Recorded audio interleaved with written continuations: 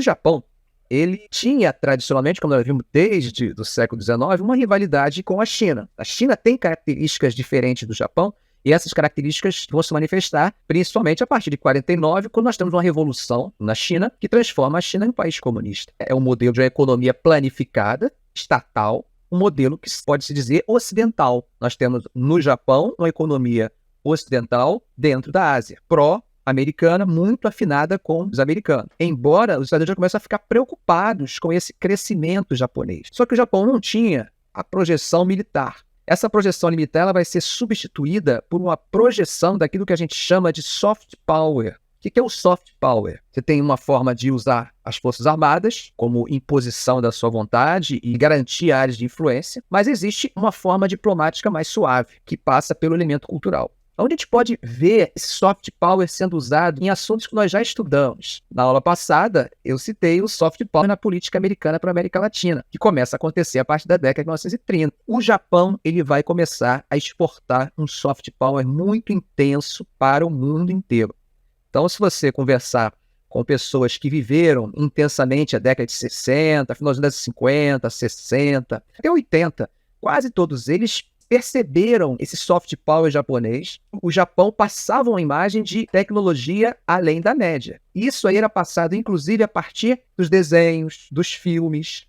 Parece que tem pouca importância, mas tem uma grande importância, porque isso abre portas. O elemento cultural abre portas para essa expansão. Para ficar bem próximo da gente, a gente pode pensar o Brasil, com a chegada, por exemplo, da Ishibraz, da Escavagima, da Yashica, da Mitsubishi, a Hitachi. Diversos elementos da cultura japonesa foram chegando e trazendo junto com essa cultura a economia japonesa, a indústria japonesa. Começa a chegar os investimentos japoneses. Os bancos japoneses vão se espalhando pelo mundo. E aí você tem, de um momento para outro, os maiores bancos do mundo não sendo bancos americanos, não sendo bancos alemães, sendo bancos japoneses. A gente está vendo uma dominação crescente sem o poder militar. Eles criam instituições de soft power que existem até hoje, como a ZICA, que era uma aliança internacional de cooperação, que vai inspirar, por exemplo, uma que nós criamos também, chamado ABC, aqui no Brasil, não sei se vocês conhecem. Eles vão fazer investimentos no mundo inteiro. Eles vão chegar aqui na década de 70 e vão fazer investimentos pesados na agricultura brasileira, se juntando com a Embrapa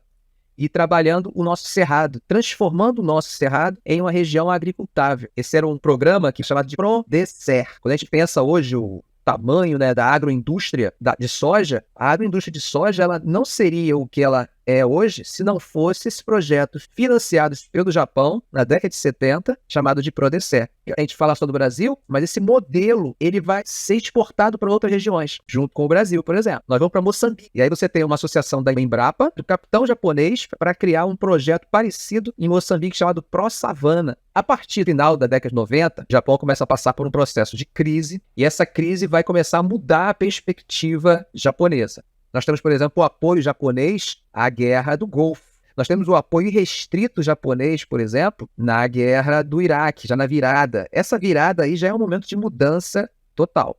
Eu diria que, quando a gente fala da guerra contra o terror, ela tem um processo de transformar realmente a cara do mundo. Tá? Você transforma vários aspectos. Você vê transformações na política internacional, porque ela vai transformar de um dia para o outro parceiros em inimigos, inimigos em possíveis parceiros e assim por diante. O Irã, por exemplo, que vinha se aproximando dos americanos, a partir desse momento, ele tem uma virada, uma mudança. Era o Mohammad Khatami. Ele tem um processo de modernização. Ele vai à ONU e faz discursos de que nós não deveríamos pensar no choque de civilizações, mas na conversa entre civilizações. Então, um modelo de modernização. Alguns diziam que o Khatami era uma espécie de Gorbachev iraniano. Mas o que vai acontecer? Com a guerra contra o terror, o Irã passa para o chamado eixo do mal. Esse momento é um momento de mudança. E a partir dessas mudanças, nós vamos começar a ver a emergência forte da China. A China, quando tudo estava acontecendo no Japão, a China estava vivendo uma outra situação. A China estava vivendo um momento onde a questão militar tinha um papel prático. Quando a gente pensa na questão militar, ela pode ter um papel apenas diplomático, você faz deslocamento de tropas, mas você não tem a intenção de se expandir. Você fez o deslocamento de tropas para você mostrar o seu poder. É como se fosse uma forma de dissuasão. Tá? Você não tem intenções de... Quando a gente pensa de 49 até a década de 60, nós temos uma China que tem uma preocupação militar mais agressiva. Isso é resultado da Revolução e de tudo que acontece ali naquela região da Ásia, né? Que acontece, por exemplo, com a Guerra da Coreia, com o ataque contra tropas chinesas, a intervenção chinesa na Guerra da Coreia. Então, esse momento é um momento de agressividade. Essa agressividade militar chinesa acaba gerando também, entre as suas consequências, não é a única, atritos com a própria União Soviética, por vários motivos, mas entre eles também essa atividade. Então, nós temos também um acirramento das tensões da China com a União Soviética. É o que nós chamamos de cisma sino-soviético. Todo esse processo aí vai gerar instabilidade na Ásia. E essa instabilidade na Ásia, ela acaba, no contexto de Guerra Fria, favorecendo os Estados Unidos. Por quê? Porque os Estados Unidos vê uma briga, um racha dentro do mundo comunista. Não que não existisse brigas dentro do mundo capitalista, nós já vimos que existiam.